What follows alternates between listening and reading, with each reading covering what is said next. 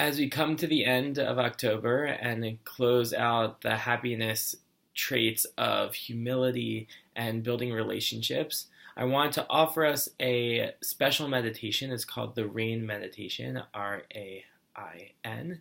And the purpose of this meditation is to help people who have had difficult situations and different experiences process what you've gone through, and to help each of us sort of figure out the right balance. And we've talked about how humility is finding the right balance of sort of leaving space for others and for taking up the appropriate amount of space. And so this meditation can either be used in the moment when something's really heated or you feel really closed off, or afterwards to reflect on an experience so that you're able to learn and change for the future.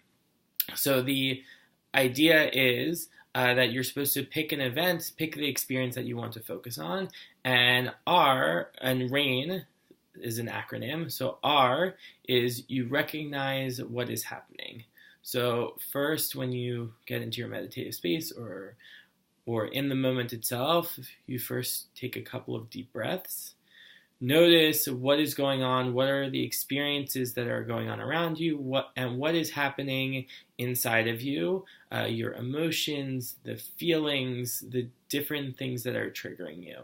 And so once you do R, you then can transfer to A, which is to allow yourself to be in this experience or feel those emotions for a certain amount of time. That it's important that we don't just push things away, that we don't bury them, that we acknowledge them and allow them to be, and to sort of live in the moment so that we don't react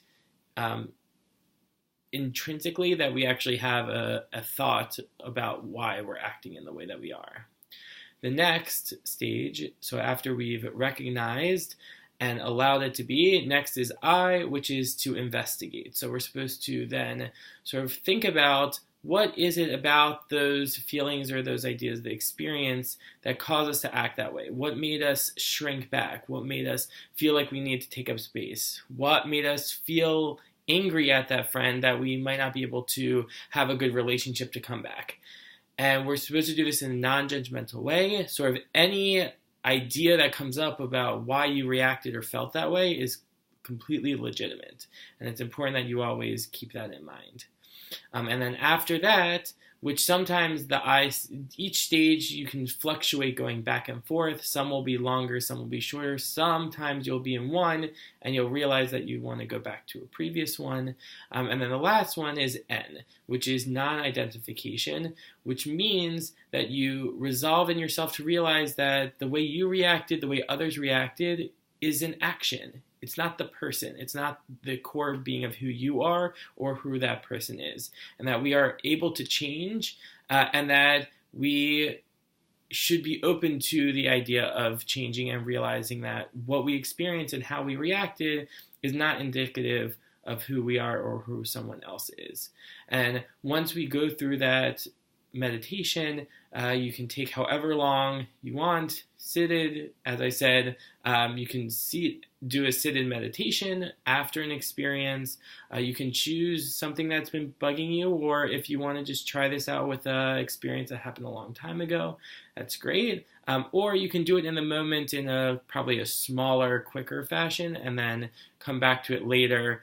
That if you have a journaling practice, it's good that you can also do RAIN in a journaling practice as well. And I hope that by us using RAIN with all of the work that we've done in the month of October, we're able to really find who we are and find the balance between being present and taking up space and creating spaces for others so that we're able to build a good community together. Have a great day.